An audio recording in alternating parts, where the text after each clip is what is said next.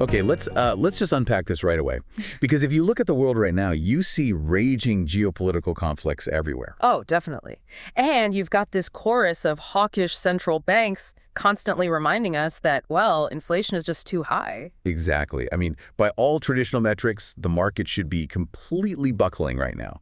And yet the S&P 500 just closed out its 9th consecutive winning week. Yeah, which is actually its longest winning streak since 2023. You really have to wonder what on earth is holding this rally up. It's wild. Yeah. So in today's deep dive, that's exactly what we're going to explore for you. We're unpacking this massive tug of war between, severe physical energy constraints on one side and this incredible AI-fueled market resilience on the other. Right, and we'll also be decoding those incredibly conflicting headlines we saw today regarding a supposed U.S.-Iran naval blockade deal. Plus, we will look at the specific corporate moves that are just keeping the tech sector at all-time highs. And just as a quick reminder before we really get into the weeds, this deep dive is strictly for market context and discussion. It is not personal investment advice or a recommendation. Exactly. So to really understand the sheer force of today's U.S. market action, we actually have to start by looking at the global baseline that carried over from earlier in the week. All right, so that brings us to session 1. What exactly set the stage before the U.S. session today? Well, global central banks are getting very, very nervous about energy. Over the last few days, both the Bank of Korea and the European Central Bank sounded the alarm on structural inflation being driven by energy shocks. And an energy shock isn't just, a number blinking red on a terminal. It is intensely physical. It affects how things are made and shipped to you. It really is. And overnight, before the New York opening bell even rang, those physical constraints tightened significantly. We saw reports of Ukrainian drone strikes successfully hitting a major Russian gas terminal. Oh, wow. Did that actually impact the overall production? Big time. That single event dropped Russia's made diesel production by 10% compared to April. I want to pause on that because 10% is a massive chunk of supply to just vanish. Why does diesel specifically matter so much to the broader inflation story? Because diesel is basically the fuel of the global economy. I mean, it's not just about your car. Diesel powers the freight trains, the long-haul trucking networks. The agricultural machinery, right? Exactly, and the cargo ships. When diesel supply drops by 10% in a major producing nation, the cost of moving literally every physical good on the planet goes up. Right. And simultaneously, the World Trade Organization reported that 115 heavy vessels have now been completely redirected due to the Middle East naval blockade. Yeah, this physical bottleneck is becoming so entrenched that the CEOs of Total Energies and Chevron both came out warning of oil imbalances lasting until 2027. So if you're keeping track, that is the global drag, right? A world of rapidly tightening physical energy and snarled supply chains. But here's where it gets incredibly counterintuitive. The U.S. data. Yes. You take that global drag, you take high interest rates, and you collide them with what we saw in the U.S. economy this morning. At 9:45 a.m. Eastern Time, the Chicago Purchasing Managers Index, the PMI, posted an absolute monster of a beat. It really did. It surged to 62.7 in May, up from 49.2 in April, which just completely shattered the forecast of 50.8. And we really need to put that scale into perspective for you. For PMI data, the number 50 is the absolute baseline. Anything below 50 means the manufacturing sector is actively shrinking. Right, like factories ordering less or laying people off. Exactly. April was at 49.2, so we were in contraction. A jump to 62.7 doesn't just mean they recovered. It means factory managers are suddenly scrambling to hire, buying up raw materials, and just expanding at a breakneck pace. Okay, I have to challenge the prevailing narrative here. For months, everyone has been warning us that high borrowing costs are suffocating the economy.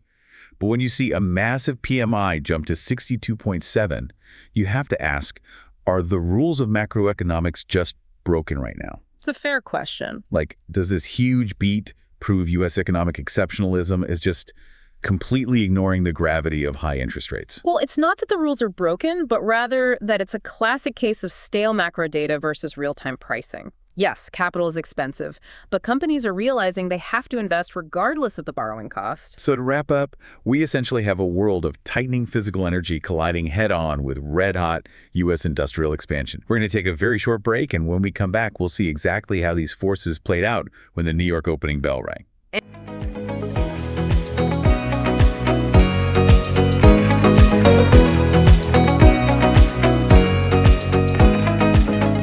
And we are back. All right, session 2. What actually moved the markets during U.S. trading hours today?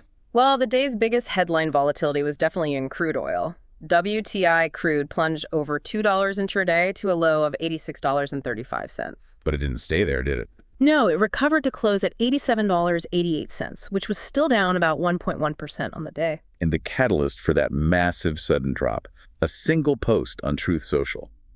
President Trump announced that the U.S. naval blockade on Iran would be lifted. Yeah, he claimed that agreements had been reached to destroy uranium and keep the Strait of Hormuz open without tolls. I mean, if you were holding oil futures this morning, seeing that headline probably gave you a heart attack. Oh, absolutely. But that initial drop is a textbook case of markets pricing ahead of physical reality. The algorithms scan social media, they see the words blockade lifted, and they instantly execute short positions. Right, they're anticipating a flood of new supply. Exactly. But if we analyze this through a game theory lens, that initial sell-off was completely detached from the physical situation on the water. Because, I mean, how does an algorithm account for diplomatic posturing? Walk us through why that physical reality pushed back so hard. Because it takes two sides to actually lift a blockade. Almost immediately after the post, Iranian officials aggressively pushed back. Parliament Speaker Ghalibaf and Foreign Ministry spokesman Baghai explicitly stated they are not giving up any nuclear concessions. And that no final understanding has been reached. Right. And then later in the afternoon, the New York Times confirmed the White House hasn't made a final decision either. So the initial headline was basically a mirage. Precisely. What you are witnessing is geopolitical brinkmanship as game theory leverage. Both sides are negotiating in public, forcing the other side's hand. But the physical trader stepped in, saw the ship still couldn't safely navigate the strait, and bought the oil right back up. The market prematurely priced in peace. So, while oil traders were dealing with that, let's look at the domestic side. The Fed was also highly coordinated today. They certainly were. Multiple Fed officials, Schmid, Bowman, Paulson, and Kashkari, spent the entire day delivering a unified message. Inflation remains too high, and they are in no rush to cut rates. Governor Bowman's comments were particularly striking to me. She warned that an extended energy shock would heavily pressure inflation later this year. And she is exactly right to focus on that, because energy shocks act as a delayed consumer tax. If companies are paying 10% more for diesel, they pass it on to you, the consumer, a few months later. So conceptually, that setup is textbook higher for longer. It acts as discount rates, as financial gravity. High rates usually equal a struggling stock market. But what did the U.S. stock market actually do today? It barely flinched. The S&P 500 did slip briefly, but it completely recovered to close up 0.2% at 7580.06. It's wild. Wall Street just looked at the murky geopolitical brinkmanship, looked at a hawkish Fed, and collectively shrugged. They leaned entirely on domestic resilience. We even saw Treasury Secretary Bessent in the afternoon backing a strong dollar policy in domestic productive capacity. Which was vital reassurance for the market. Definitely. So, wrapping up session 2, the market chose to ignore the chaos and lean on domestic strength. We're going to take one more short break and then uncover the specific corporate events driving this unstoppable optimism.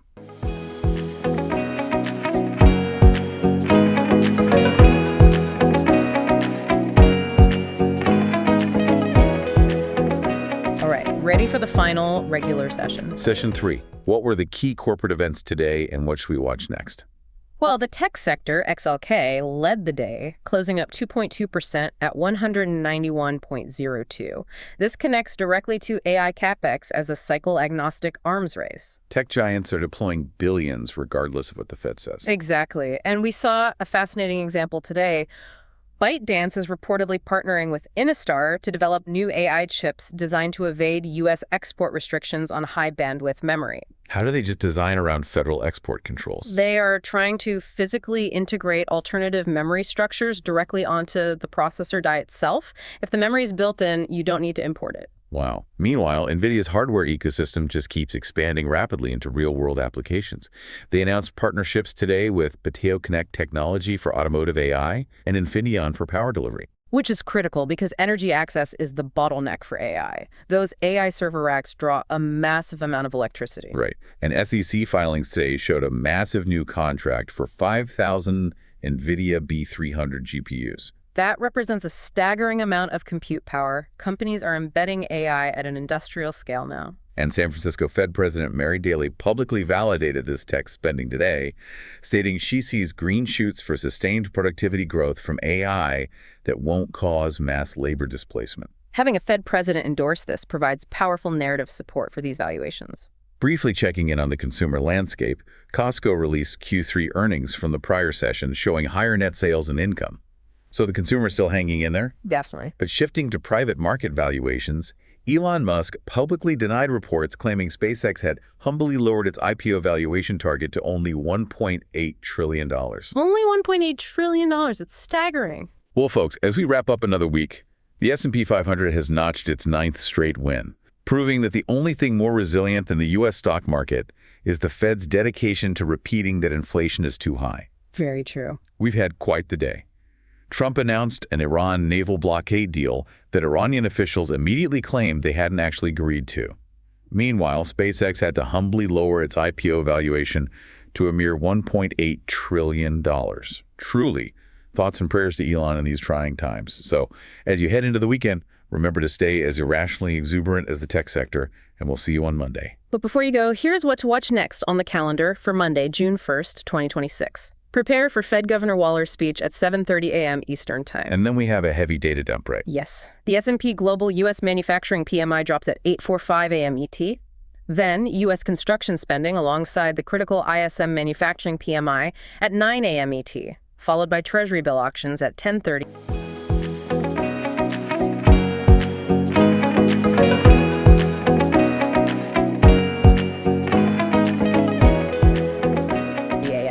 Okay, let's transition quickly into our bonus session, paper trading.